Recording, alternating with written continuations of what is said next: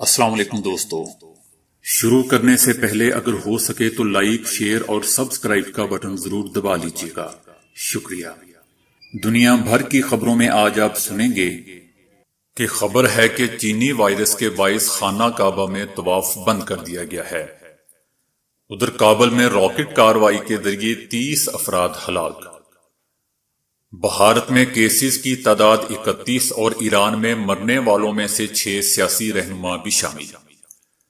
Putin سے ملاقات کے دوران ترک صدر اردوان نے کہا کہ اگر شامی حکومت باز نہ آئی تو ہم پوری طاقت کے ساتھ جوابی کارروائی کریں گے۔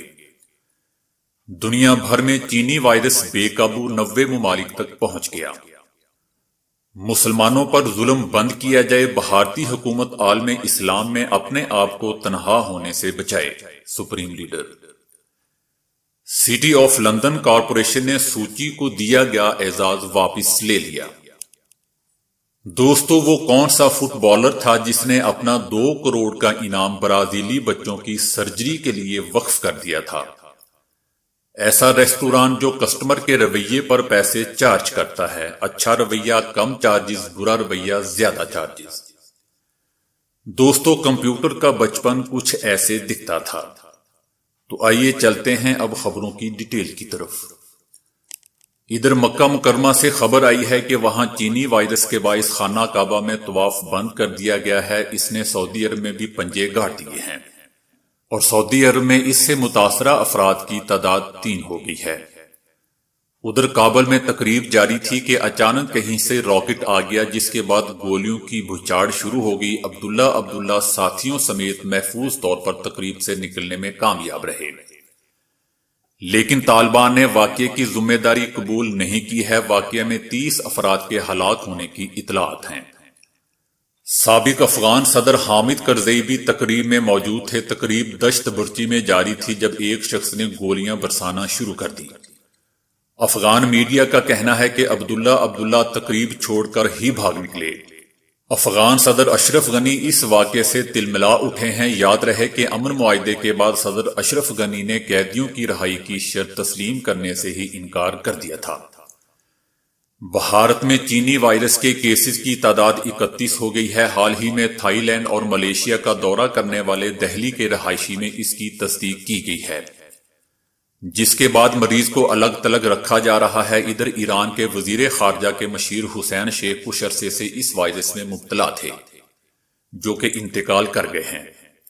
ان سینئر سیاستدان اور سفارتکار حسین شیخ نے سال 1979 میں مرکزی کردار ادا کیا تھا۔ وہاں اب تک 107 افراد اس کے باعث انتقال کر چکے ہیں، جبکہ 3513 افراد میں اس کی تصدیق کی گئی ہے۔ مرنے والوں میں 6 سیاسی رہنما اور حکام بھی شامل ہیں۔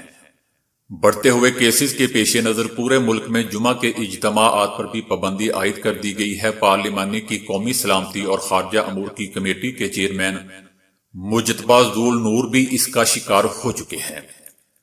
ادھر فیس بک اور گوگل نے بھی اپنے ملازمین کو گھر سے کام کرنے کی ہدایت جاری کر دی ہیں تاکہ وائرس کو پھیلانے کو کم سے کم کیا جا سکے۔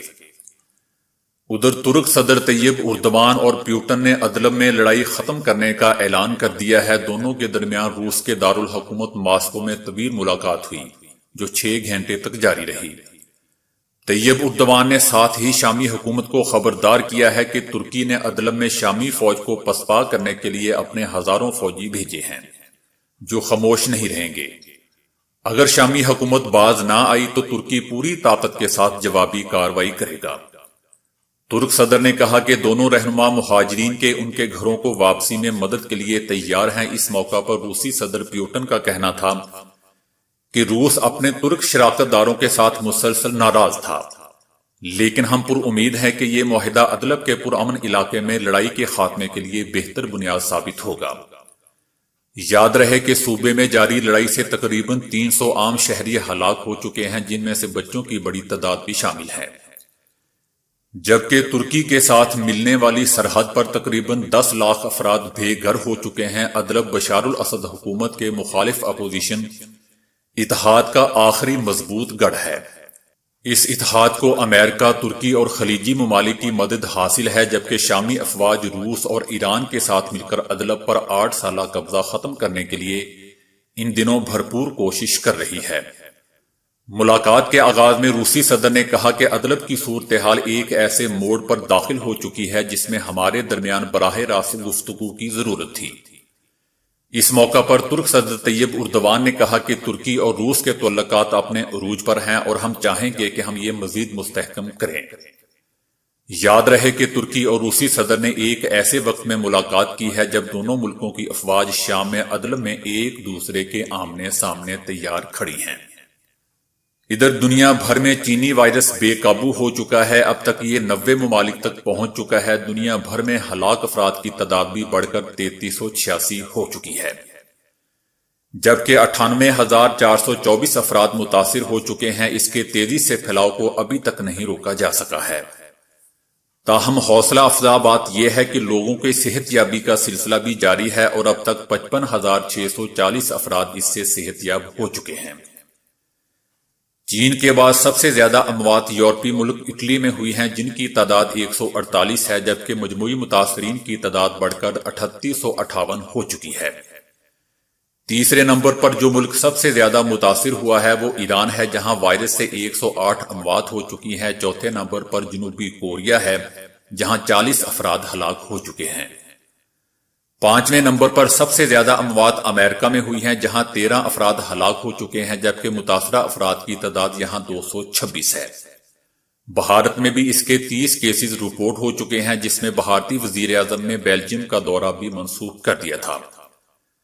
دوستو یاد رہے کہ اس میں زیادہ تر اموات بڑی عمر کے لوگوں کی ہو رہی ہیں۔ ادھر سپریم لیڈر نے بھارت میں مسلمانوں پر ظلم کی شدید مذمت کرتے ہوئے بھارتی حکومت سے ہندو انتہا پسندوں کو روکنے کا مطالبہ کیا ہے۔ انہوں نے کہا کہ ہندوستان میں مسلمانوں پر سرے عام ظلم پر دنیا بھر کے مسلمانوں کے دل دکھی ہیں۔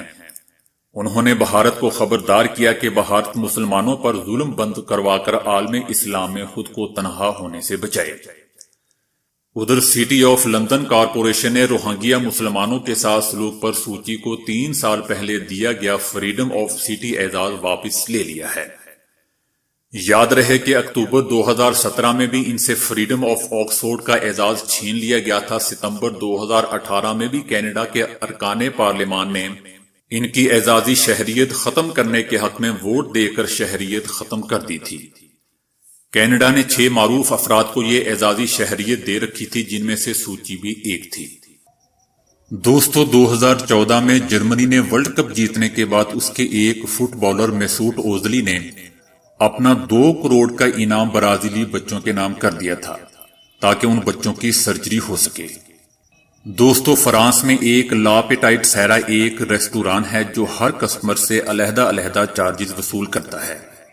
مطلب جس کسٹمر کا جیسا بیہیویئر ہوگا اسی حساب سے وہ اس سے چارجز وصول کرے گا۔